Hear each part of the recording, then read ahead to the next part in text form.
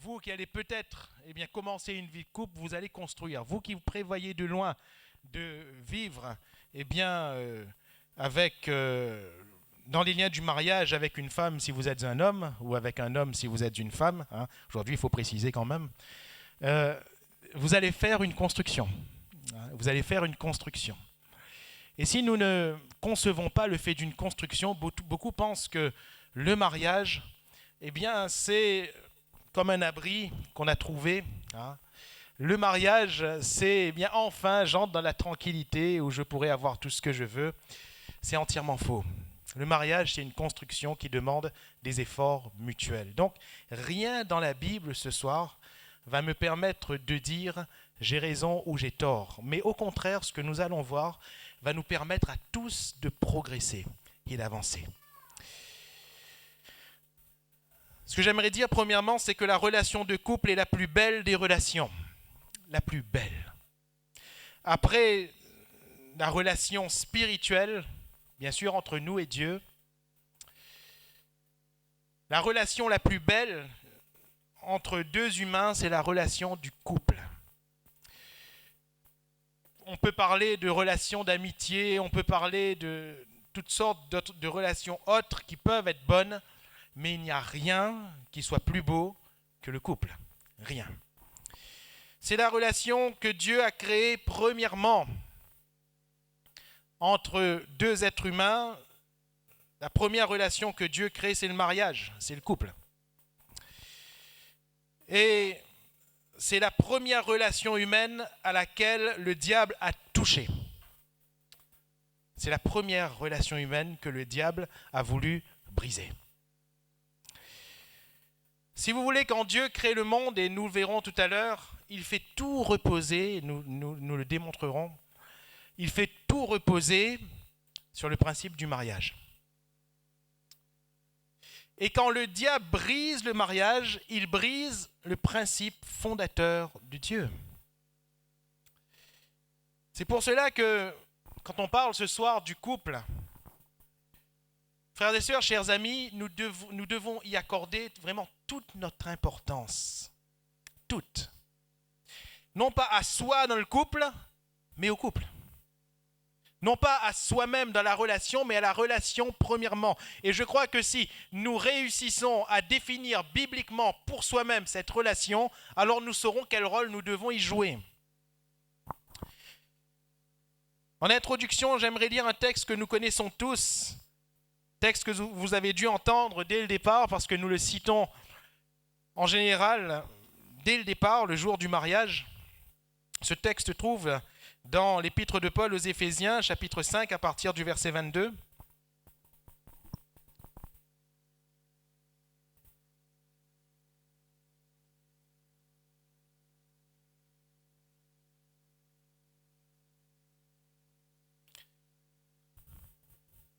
Éphésiens 5.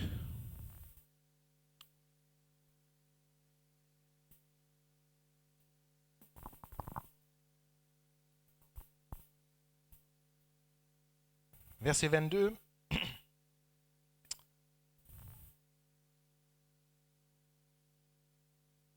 Femmes, soyez soumises à vos maris comme au Seigneur, car le mari est le chef de la femme, comme Christ est le chef de l'Église, qui est son corps, et dont il est le sauveur.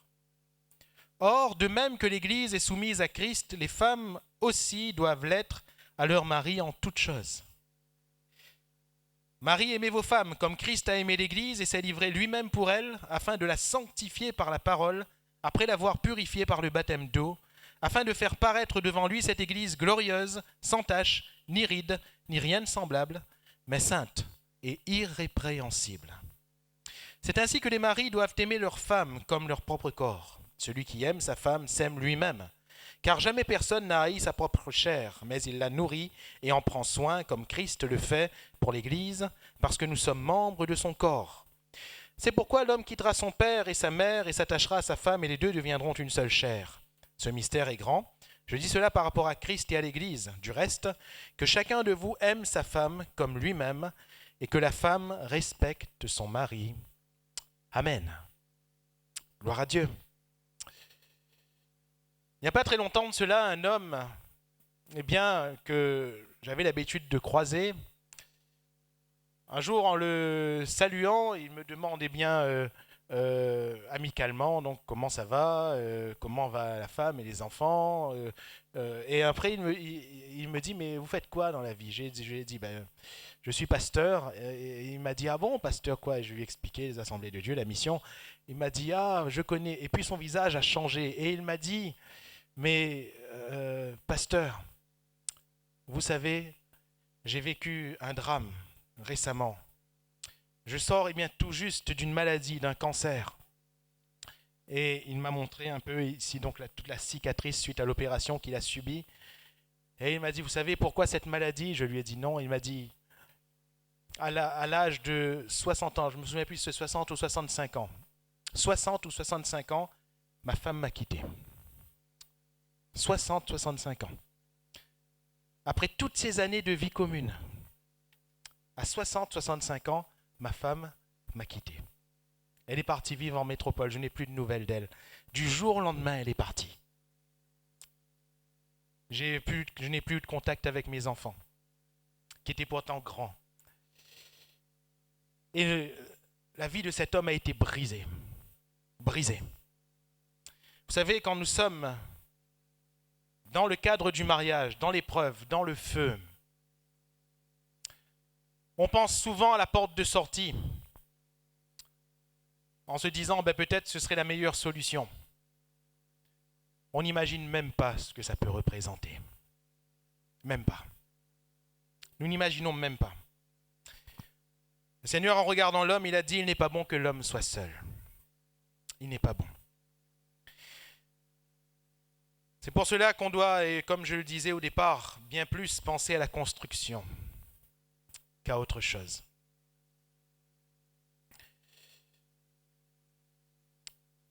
Ce mystère est grand, dira Paul, et je dis cela par rapport à Christ et à l'Église. L'exemple qui nous est donné, l'exemple parfait, parce que nous ne sommes pas parfaits, même moi qui vous parle, je ne prétends pas être au-dessus du lot en termes de vie de couple. J'ai à apprendre et le Seigneur m'apprend chaque jour et chaque jour je découvre, mes frères et mes sœurs, je le vois comme ça c'est pour moi. Chaque jour je découvre un peu plus combien mon cœur est dur. Nous reviendrons sur ce texte tout à l'heure où Jésus dit c'est à cause de la dureté de votre cœur qu'il y a de la casse dans le couple. C'est à cause de la dureté de votre cœur. Et quand ça ne va pas, on est forcé de constater. Bien sûr, on peut se voiler la face en se disant c'est l'autre, c'est l'autre, c'est l'autre. Bien sûr, ça c'est possible. Mais je crois que ça n'arrangera rien du tout.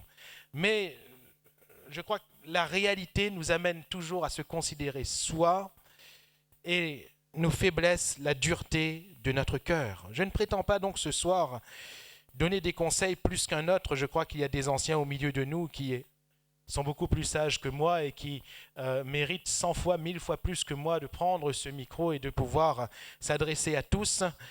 Je ne fais que remplir l'œuvre du ministère là en ce moment et après je laisserai la place aux uns et aux autres pour les expériences. Ceux qui sont plus anciens doivent enseigner les plus jeunes. Les plus jeunes, c'est ce que la Bible nous dit, c'est ce que Paul déclare. Néanmoins, l'exemple parfait ici, Paul dit ce mystère est grand, je dis cela par rapport à Christ et à l'Église. Paul, il a considéré Christ et l'Église et il a dit c'est comme ça que le couple doit être.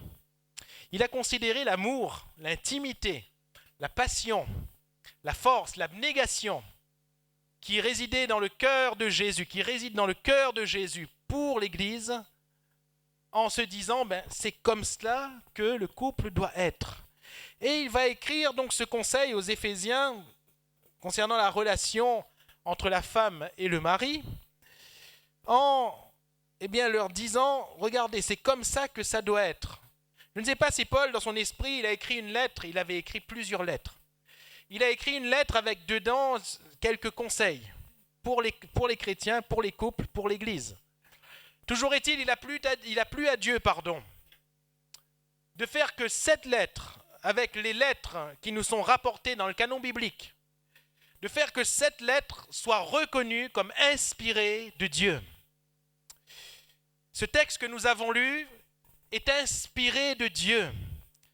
Et je crois que Dieu veut que nous ayons sans cesse sous nos yeux, comme référence pour la vie de notre couple, comme référence Christ et l'Église. Alléluia.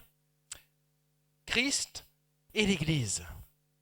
Le mari se comportant comme Christ, l'épouse se comportant comme l'Église devrait se comporter. Quand nous regardons Christ par rapport à l'Église, nous voyons que Christ, il bâtit son Église. Alléluia. Christ construit son Église. Ça m'apprend quoi en tant que mari? Que je construis ma femme. Oui ou non? Que c'est moi qui ai la charge de son épanouissement. Et que je suis le premier responsable de son non-épanouissement. C'est fort. Mais le mari a la charge première. Et quand il est dit ici que le mari est le chef de la femme, il est bien dit comme Christ. C'est pas, cher frère, le mari est le chef de la femme, point. C'est le mari est le chef de la femme, virgule, comme Christ. Alléluia. Comme Christ est le chef de l'Église. Le comportement de Christ vis-à-vis de son Église, qui est son épouse, détermine le comportement que je dois avoir vis-à-vis de mon épouse. Et si nous sortons de cette réalité, laissez-moi vous dire clairement, nous avons tout faux. Et chers frères, si nous ne nous comportons pas comme Christ vis-à-vis de l'Église, nous sommes en faute, nous sommes en tort. Et on ne peut même pas se trouver de raison juste et valable devant Dieu. Parce que le texte nous dit ici, le mari est le chef de la femme, comme Christ est le chef de l'Église. Comment Christ fait vis-à-vis de son Église? Il l'a construit. Dans ce texte, cela est détaillé. Il la rend parfaite. Alléluia. Il la rend parfaite.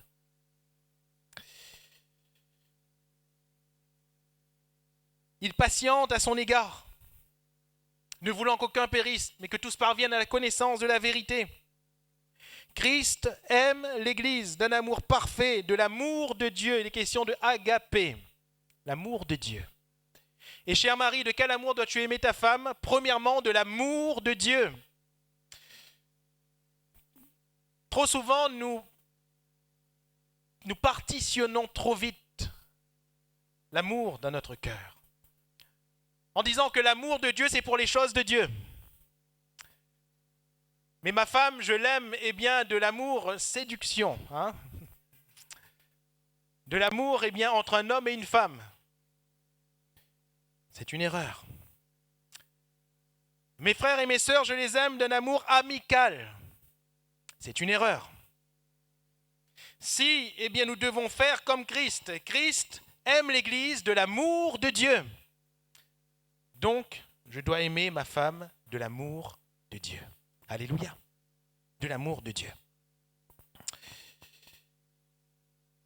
Christ n'abandonne jamais son Église. Alléluia. Est-ce que nous pouvons dire amen à ça? Christ n'abandonne jamais son Église. Vous savez quoi? Même quand l'Église le met dehors. C'est dans la Bible. Hein? Dans le livre de l'Apocalypse, il y avait une église qui avait mis Christ dehors. Vous vous rendez compte? C'est fort. Parce que pour l'église de Laodicée, c'était terrible. Le Seigneur avait dit, eh bien, puisque tu n'es ni froid ni bouillant, je te vomirai de ma bouche. On pourrait dire, c'est bon, le Seigneur a fait une croix sur cette église. Mais non. Puisqu'il va dire, je me tiens à la porte et je frappe.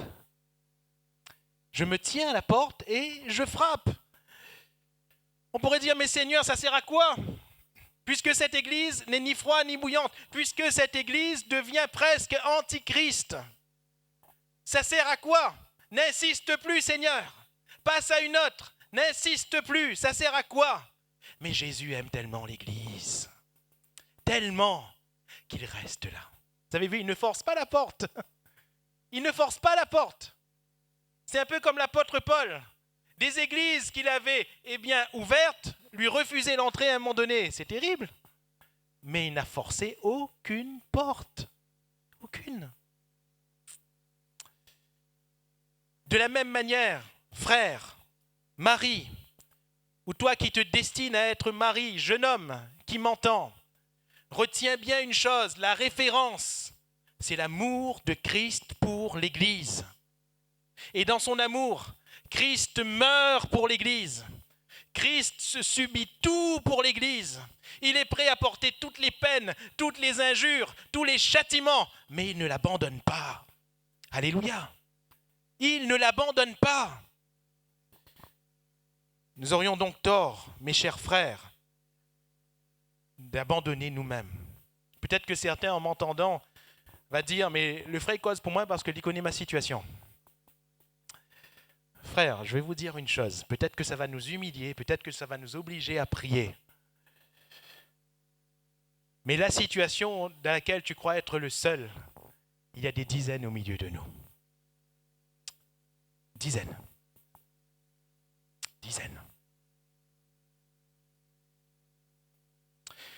Je ne sais pas pourquoi, mais le Seigneur a comme chargé le plus mon cœur. Je ne sais pas vraiment pourquoi. Je ne saurais même pas vous en donner la raison. Mais de pouvoir vraiment prendre le temps de prier et de traiter les problèmes de couple. Je le répète, ce n'est pas à dire que moi, je sois un champion. Non, pas du tout, absolument pas, absolument pas. Allez voir ma femme, elle va vous dire tous mes défauts. J'en ai tellement. Absolument pas. C'est pas ça. Mais quand on a saisi que tout le principe de la création parfaite de Dieu repose sur, premièrement, la relation entre l'homme et Dieu, et deuxièmement, tout de suite après, la relation entre l'homme et la femme, on comprend pourquoi à des moments l'Église va mal. Et si l'Église va mal, c'est parce que souvent les couples vont mal. Et si les couples vont mal, c'est parce qu'ils sont entrés dans des réflexions, voire des automatismes qui ne viennent pas de Dieu, qui ne sont nullement enseignés par Dieu. Des automatismes que nous enseigne le monde. Ça ne fonctionne pas, change, essaye un autre. Ça ne marche pas, arrête. Mais nous ne parlons pas d'objets, nous ne parlons pas d'électroménager. L'électroménager, ça ne fonctionne pas, on essaie de réparer, après on change. Oui, il n'y a pas de problème. Mais là, on parle d'humain. On parle de notre mari, on parle de notre femme. Et cela a une telle force devant Dieu. Christ aime l'Église. De la même manière, l'Église aime Christ. L'épouse de Christ aime Christ. Et les femmes doivent aussi aimer leur mari. Les respecter. Se soumettre. Et quand je dis se soumettre, il ne s'agit pas d'être dominé par. Quand il est question de se soumettre, si vous voulez découper le mot, mettre sous, c'est-à-dire être sous la protection d'eux. Être sous la protection d'eux.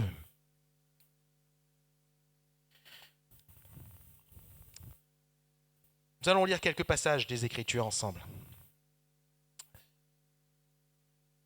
Premièrement, voyons le plan de Dieu.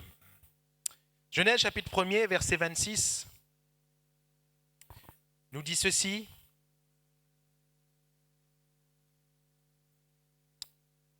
Genèse 1er, verset 26. Puis Dieu dit, faisons l'homme à notre image, selon notre ressemblance, et qu'il domine sur les poissons de la mer, sur les oiseaux du ciel, sur le bétail, sur toute la terre, et sur tous les reptiles qui rampent sur la terre. Dieu créa l'homme à son image, il le créa à l'image de Dieu, il créa l'homme et la femme. Dieu crée l'homme et la femme sur une base, sur une référence, lui-même. Amen. À l'image de qui l'homme et la femme sont créés? À l'image de Dieu. C'est-à-dire que l'homme et la femme sont conçus, je vais utiliser des termes techniques dans le domaine industriel, l'homme et la femme sont conçus pour fonctionner comme Dieu, à l'image de Dieu. Pour fonctionner comme Dieu. Or, en Dieu, il y a une unité parfaite, une unité trinitaire parfaite. Le Père, le Fils et le Saint-Esprit sont un. Trois personnes différentes, mais une seule personne, de sorte qu'on ne peut absolument pas dissocier cette Trinité. Et l'homme et la femme ont pour référence ce modèle, comme Dieu, à l'image de Dieu. Et Paul va dire comme Christ. Voilà le plan. Voilà le plan. Et en regardant, dans Genèse 2, verset 18, l'Éternel Dieu dit, là nous sommes dans le récit de la création de l'homme et de la femme qui est un peu plus détaillé. L'Éternel Dieu, quand il a créé l'homme seul, il va dire qu'il n'est pas bon que l'homme soit seul. Je lui ferai une aide semblable à lui. La généralité ne sera jamais que vous et moi, nous sommes faits pour vivre célibataires. Si je reprends les termes de Paul, on va brûler. On va brûler. Parce que le Seigneur nous a constitués pour que nous puissions vivre en couple. Pour que nous puissions vivre dans le mariage. Ça, c'est la norme.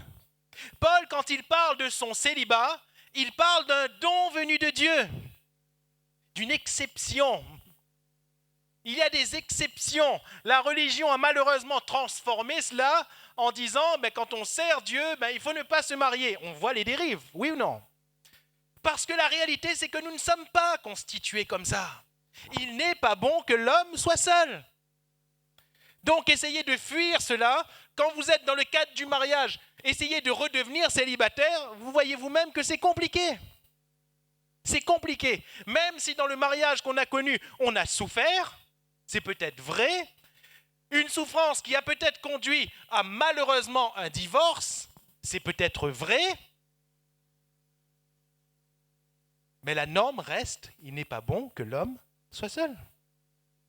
Donc cette relation de couple, nous allons encore la rechercher. Autrement dit, ce n'est pas une déception d'un mariage qui va nous couper le désir d'être en couple. Il n'est pas bon que l'homme soit seul. Je lui ferai une aide semblable à l'une. Descendons un peu plus bas, verset 21. Alors l'Éternel Dieu fit tomber un profond sommeil sur l'homme qui s'endormit. Il prit l'une de ses côtes et referma la chair à sa place. L'Éternel Dieu forma une femme de la côte qu'il avait prise de l'homme et il l'amena vers l'homme. Et l'homme dit, voici cette fois celle qui est os de mes os et chair de ma chair. On l'appellera femme parce qu'elle a été prise de l'homme. C'est pourquoi l'homme quittera son père et sa mère, s'attachera à sa femme, et ils deviendront un. Alléluia. Ils deviendront une seule chair. Ils deviendront un. Le mariage, ce n'est plus deux, c'est un. Nous ne devons plus fonctionner comme deux, mais comme un. Parce que Dieu est un. Alléluia. Et que la référence, c'est lui. Entre Christ et l'Église, il ne s'agit pas d'une relation où chacun est à sa place. Il s'agit réellement d'une union, ou si vous préférez, une fusion. Parce que Christ est la tête et l'Église c'est le corps. Il y a une seule et même personne au final. C'était le plan de Dieu. C'est le plan. C'est la norme de Dieu pour sa création. Malheureusement, intervient ce que Dieu ne voulait pas, ce que Dieu n'avait pas prévu dans son programme à lui, mais il l'a vu de loin. Le péché, Genèse 3, et ses conséquences. L'homme et la femme, ou s'il faut mettre dans l'ordre chronologique, la femme et l'homme, mais là on joue sur les mots, les deux sont un. Donc l'homme et la femme, ou la femme et l'homme, c'est la même chose. Pêche contre Dieu, désobéissent à Dieu, verset 16. Dieu dit à la femme, consécutivement au péché, là ce n'est plus le plan, c'est la suite du péché. J'augmenterai la souffrance de tes grossesses, tu enfanteras avec douleur. Et c'est la partie suivante qui nous intéresse. Tes désirs se porteront vers ton mari, mais il dominera sur toi. Il dominera sur toi. D'où vient ce sentiment pour l'homme de devoir dominer? D'où vient ce sentiment de frustration chez la femme? Eh bien, qu'elle est sans cesse dominée du péché. Du péché. Ce n'est pas ce que Dieu a voulu. Dieu, au départ, il a créé l'homme et la femme. Comme lui, le Père, le Fils et le Saint-Esprit, eh bien, les trois sont parfaitement un. Il a créé l'homme et la femme pour qu'ils soient parfaitement un. Donc, ça ne vient pas de Dieu. Ça ne vient pas de Dieu. Ça vient du péché. Et le péché nous a rendus comment ?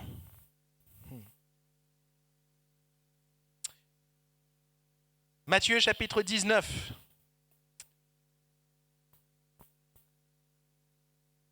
Matthieu chapitre 19, verset 3. Les pharisiens l'abordèrent et dirent, pour l'éprouver, est-il permis à un homme de répudier sa femme pour un motif quelconque ? Ce n'était pas le programme de Dieu. Répudier, renvoyer, se séparer, divorcer, ce n'était pas le programme de Dieu. Absolument pas. Si certains sont dans cette logique, mon frère, ma sœur, sors vite de là. Vite, vite, vite, vite, vite. Car ce n'est pas le programme de Dieu. Et il n'y a qu'un programme dans lequel nous sommes bénis, pas deux, un. C'est celui de Dieu. Il n'y a qu'un plan de bénédiction pour nous, il n'y en a pas deux. Il y en a un. Dieu n'a pas un plan bis. Dieu n'a pas une deuxième possibilité pour nous au cas où. Dieu n'a pas d'au cas où. Dieu a un seul plan. Et quand l'homme et la femme désobéissent et sortent de ce plan, lui, il donne la solution en Jésus pour les ramener dans ce même plan. Alléluia. Il n'y en a pas d'autre. Est-il permis à un homme de répudier sa femme pour un motif quelconque ? Il répondit, n'avez-vous pas lu ce que le Créateur au commencement, et voilà où Jésus revient, parce que c'est le plan parfait. Au commencement fit l'homme et la femme, et qu'il dit, c'est pourquoi l'homme quittera son père et sa mère, s'attachera à sa femme, les deux deviendront une seule chair. Ainsi, ils ne sont plus deux, mais ils sont une seule chair, que l'homme donc ne sépare pas ce que Dieu a joint. Alléluia. Ça, il faut le surligner. Hein? Quand on entre dans des maisons, parfois, on voit des versets intéressants sur les murs, pas vrai ? Hein? Des versets intéressants pour accueillir les gens. Hein? Voilà. Celui qui demeure à l'abri du Très-Haut repose à l'ombre du Tout-Puissant. Le Seigneur est ici, l'hôte silencieux. Il y a plein de choses qui sont bien faites. Hein, il n'y a pas de problème. Pourquoi est-ce qu'on ne met pas sur nos murs à la maison que l'homme ne sépare donc point ce que Dieu a joint ? Je crois que ça, c'est un bon verset. Pour les couples, aujourd'hui, c'est un bon verset. Que l'homme, donc, ne sépare pas ce que Dieu a joint. Qui nous a joints dans le mariage ? C'est le Seigneur. Sur la base de qui ? De la volonté de qui ? De nous. C'est moi qui ai voulu me marier, oui ou non ? Moi, personne n'aura la main. Il n'y a personne qui m'a attaché pour dire allons à la mairie, allons marier. Personne. Personne. Les mariages arrangés se font de moins en moins. On a choisi de se marier et on a dit Seigneur, bénis notre mariage. Le Seigneur a béni notre mariage. Alléluia. Quand on a demandé à Dieu de bénir notre mariage, il l'a fait. Il n'y a pas de doute à avoir là-dessus. Que l'homme donc ne sépare point ce que Dieu a joint. Vous savez, c'est quoi le problème ? Nous y reviendrons dans un moment. C'est que nous avons conçu autre chose. Nous avons fait notre programme nous-mêmes. Et parce que ce programme a été déçu, frustré, alors pour nous, le mariage ne fonctionne pas. Il répondit donc, pourquoi donc lui dirent-ils, parce qu'ils sont assez malins ces religieux, Moïse a-t-il prescrit de donner à la femme une lettre de divorce et de la répudier ? Ils sont en train de dire à Jésus, si toi tu dis ça, on est d'accord. Mais pourtant Dieu lui-même a donné donc une lettre, ordonné donc qu'on pouvait donner une lettre de divorce. Si Dieu permet, pourquoi toi tu dis qu'il ne faut pas ? Et Jésus de répondre, c'est à cause de la dureté de votre cœur. Qu'est-ce qui tue le mariage ? La dureté de notre cœur. La dureté de mon cœur. Voilà ce qui tue mon mariage. La dureté de mon cœur. Et je le répète, pas la dureté du cœur de l'autre, la dureté de mon cœur. Regardez. Combien de fois avons-nous été durs vis-à-vis du Seigneur? Combien de fois le peuple d'Israël a été dur vis-à-vis de Dieu? Peuple au cou raide, oui ou non? Peuple au cou raide. Combien de fois, à quel moment Dieu a-t-il abandonné son peuple? Aucun. On est d'accord? Aucun. Parce que Dieu, son cœur n'est pas dur. Alléluia. Parce que Dieu, son cœur n'est pas dur. Parce que Dieu, le cœur de Dieu n'est pas dur, qu'est-ce qui se passe jusqu'à la fin des temps? Israël sera le peuple de Dieu. Alléluia. À cause d'Israël? Non. Non. Combien de fois Israël a renié son Dieu? Mais à cause de Dieu. Parce que lui, son cœur n'est pas dur. Mon frère, ma sœur, ce soir, sache-le, sachons-le ensemble. Comment est-ce que mon mariage va tenir si mon cœur n'est pas dur? Alléluia. Mais si mon cœur est dur, ça ne tiendra pas. Ça ne tiendra pas. D'où vient notre cœur dur? Notre cœur dur vient du péché. Notre cœur dur vient du péché. Et le péché, c'est la convoitise. Parfois, quand on se marie parce qu'on convoite. On convoite. Avec ce qu'on a vu à la télévision, avec ce qu'on a entendu dans tel ou tel conte, dans ce on nous a fait comme promotion du mariage, comme publicité du mariage, je reprends ce que je disais tout à l'heure, on s'est fait soi-même un programme, une brochure. Une brochure. Vous savez, parfois, quand vous allez voyager, quand vous avez dans un lieu, on vous donne une brochure. Et dans la brochure, il y a un programme. Hein? J'ai jamais fait de croisière, mais apparemment, quand il y a des croisières, on nous donne un programme. En disant, eh bien, voilà ce qui va se passer, voilà ce que vous aurez, hein, all inclusive. Hein? Tout compris. Hein? Vous avez payé un montant, c'est tout compris. Buffet à volonté, boisson à volonté. Le seul effort que vous avez fait, c'est payer au départ. Après, il faut juste profiter. Malheureusement, on a cru que le mariage, c'est ça. C'est ça. All inclusive. On a payé au départ. Maintenant, frère, je suis marié. Où c'est le buffet? La boisson, c'est il est. Hein? Les spectacles, frère. Ah, mais croyez que le mariage est mis tranquille, mais attends. Un serveur, il arrive avec un serviette sur la main, un cocktail avec un petit paille, il dépasse. Hein? Et on croit que c'est ça le mariage. On croit que le mariage, c'est le repos. Non. Non. Le mariage n'est pas le repos. Le mariage, c'est le travail. Parce que le mariage est une construction. Une construction. Tout commence le jour du mariage. Tout commence le jour du mariage.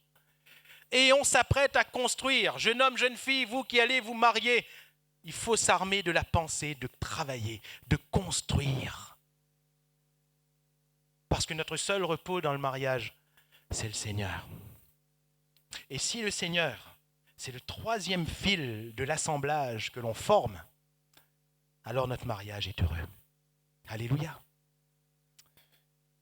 Mais notre repos, c'est le Seigneur. C'est le Seigneur. Dans le mariage, notre repos, c'est le Seigneur. Et le Seigneur va nous donner le cœur qu'il faut pour que, eh bien, notre femme ou notre mari s'épanouisse à nos côtés.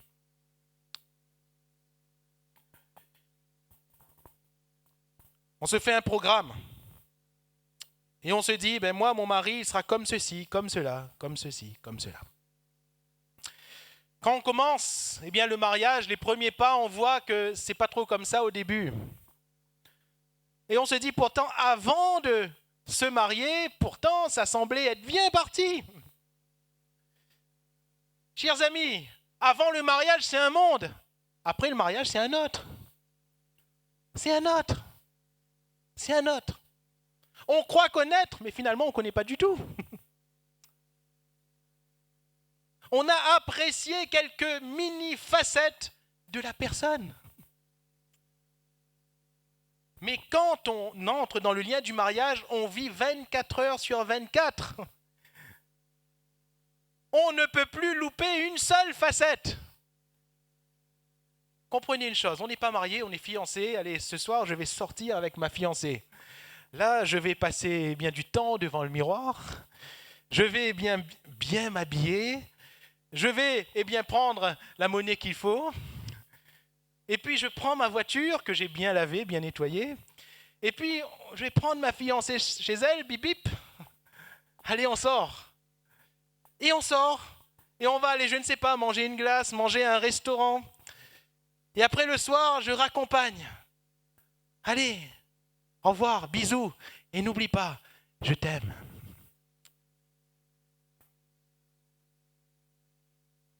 Mais après, il nous rentre la case. Et l'autre rentre sa case aussi. Chacun les sa case. On a sorti le meilleur pour un moment. Mais quand on vit ensemble, c'est pas qu'une facette qui sort. C'est toute la panoplie qui sort. C'est tout. Toutes les humeurs sont là. Pour un soir, c'est facile de ne sortir que la meilleure humeur, oui ou non? Mais tous les jours, on ne peut pas avoir la meilleure humeur tous les jours. Pour un soir, on a gardé les plus belles phrases. On est allé sur Google, on a appris les meilleures poésies. Et après, on sort. Waouh! Waouh! Mais après, quand on vit 24 heures sur 24, la poésie n'est plus là. C'est plus là. Ce n'est plus là. Qu'est-ce qui est là? Qu'est-ce qui est en face de nous? C'est plus le prince charmant. C'est plus la belle au bois dormant. Non, c'est un homme ou c'est une femme avec qui on va vivre le reste de ses jours. Et il nous appartient à nous de mettre de notre côté tous les facteurs qui vont nous permettre de bien construire. Alléluia. Bien construire. Bien construire. Et bien construire, ce n'est pas attendre toujours de l'autre, mais c'est donner et se donner soi-même. Comme Christ a aimé l'Église et qu'il s'est donné. Alléluia. Il s'est donné. Il n'a pas regardé à la dépense. Il n'a pas regardé à ce que l'Église allait lui donner en retour. Quand Dieu choisit le peuple d'Israël, mes amis, si Dieu avait regardé à ce que le peuple d'Israël allait lui donner en retour, on est d'accord que nous, à sa place, on n'aurait pas choisi ce peuple. Mais Dieu a aimé ce peuple. J'ai aimé Jacob. Alléluia. Et comme il a aimé ce peuple, il a tout donné pour ce peuple, sans rien attendre en retour. La dureté de votre cœur. Cela va m'amener donc à revoir toutes mes bases. C'est-à-dire que nous devons être attentifs, mes frères et mes sœurs. Dans un couple, c'est normal que les disputes arrivent. Je brise peut-être le mythe, mais ils furent heureux et ils eurent beaucoup d'enfants. Ça, c'est très, très global, pas vrai? Ça, c'est très, très global. Ça, c'est une vision, c'est même pas satellite.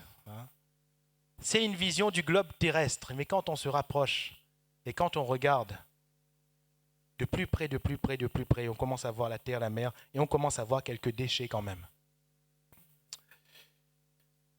Mais c'est ça le monde. Que voulez-vous? Il y a les belles mers, les belles plages, les belles mers, oui, lapsus. Les belles plages, il y a les terres qui sont belles également, mais il y a aussi la pollution, il y a les déchets, il y a les choses qu'il ne faut pas avoir. Ce n'est pas un mauvais jeu de mots, mais il faut de tout pour faire un monde, pas vrai? Il faut de tout pour faire un mariage. Il faut de bons moments et il en faut aussi de mauvais, parce que les mauvais vont donner plus de valeur aux bons. Alléluia. Et les bons vont nous venir en aide dans les mauvais. Ce soir, nous n'aurons pas le temps de conseils. Il y aurait tellement à dire, mais peut-être que les conseils, on les donnera en réponse aux questions.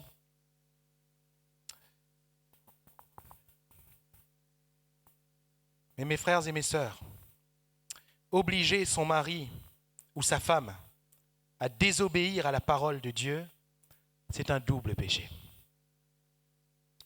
C'est un double péché. Amener son mari ou sa femme à désobéir à ce qui est écrit, c'est un double péché.